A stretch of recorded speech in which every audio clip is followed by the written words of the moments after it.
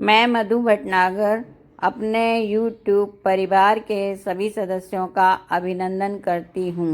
आज हम करवा चौथ की पूजा के बारे में बात करेंगे।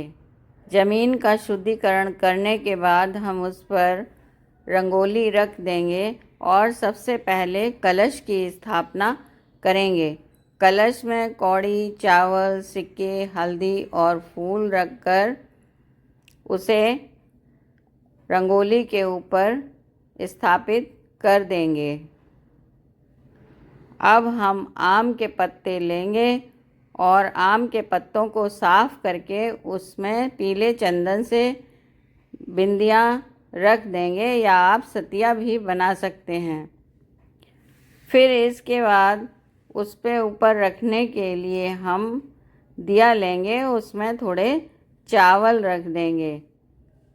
चावल रखने के बाद उस पर हम नारियल रखेंगे जिस पर कि कलावा हम लगा देंगे। कलश स्थापना के बाद हम माता के लिए चौकी की स्थापना करेंगे।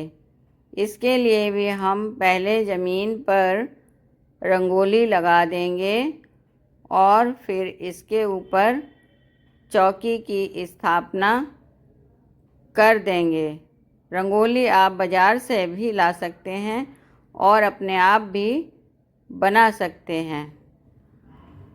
चौकी को रखने के बाद उस पर हम लाल वस्त्र बिछा देंगे। अब हम इसके ऊपर थोड़ी सजावट कर देंगे और माता रानी की फ़ोटो स्थापित करेंगे। तब हम गणेश जी को स्थापित करेंगे और इसके बाद हम तीनों की पूजा करेंगे। सर्वप्रथम हम कलश की पूजा करेंगे।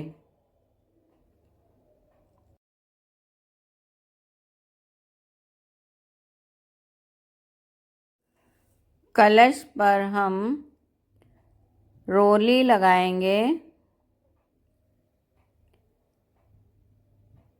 फिर अक्षत लगाएंगे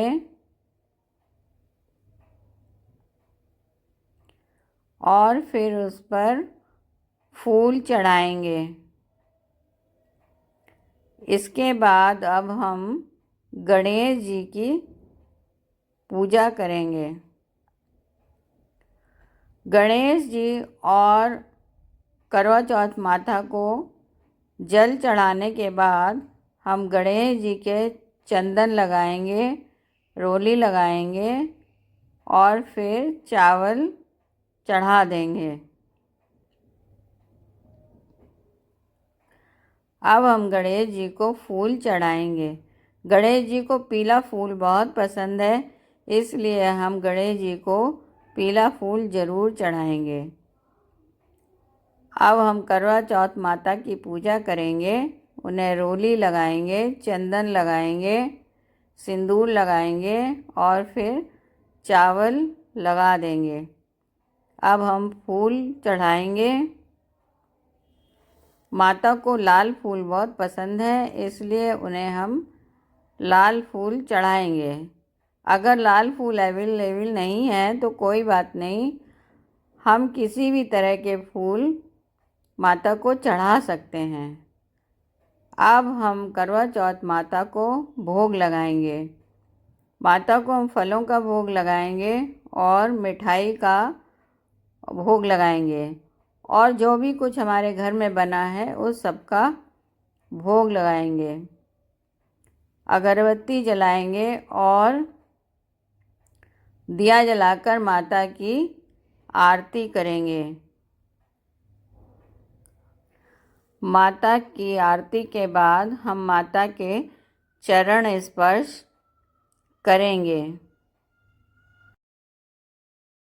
फिर करवा चौथ की पूजा करने वाली सारी सुहागनें गौर माता से सिंदूर लेंगी और अपने पति की लंबी आयु के लिए आशीर्वाद मांगेंगी। इसके बाद सभी सुहागने करवा चौथ की कहानी सुनेंगी और कहानी सुनने के बाद फिर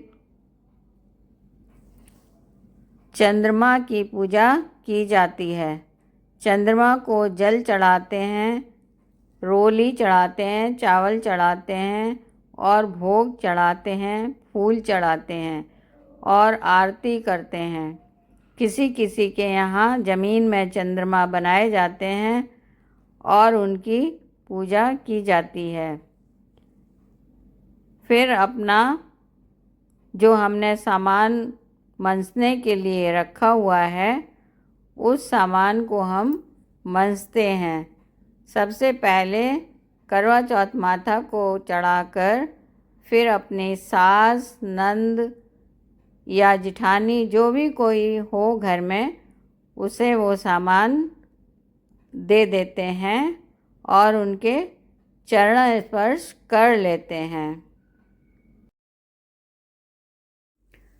घर के बुज़ुर्गों के जब पैर छूते हैं तो सभी लोग सदा सुहागन रहने का आशीर्वाद देते हैं और सदा खुश रहने का आशीर्वाद देते हैं।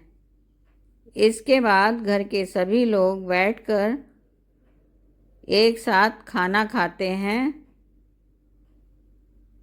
यह व्रत निर्जला रखा जाता है। इसमें कोई भी चीज़ गृहिणियाँ नहीं खाती हैं और बिल्कुल भूखी रहती हैं। जब पूजा समाप्त हो जाती है तब अपना व्रत खोलती हैं। कहीं कहीं पति के हाथ से यह व्रत खोला जाता है। पति देव पानी पिलाते हैं और कुछ खिलाते हैं। करवा चौथ के व्रत में करवे का विशेष महत्व है। इस करवे से ही हम चंद्रमा की पूजा करते हैं और इसी के ऊपर बायना रखते हैं। इसमें कलावा बांध लेते हैं और सतिया भी बना देते हैं, तब पूजा करते हैं।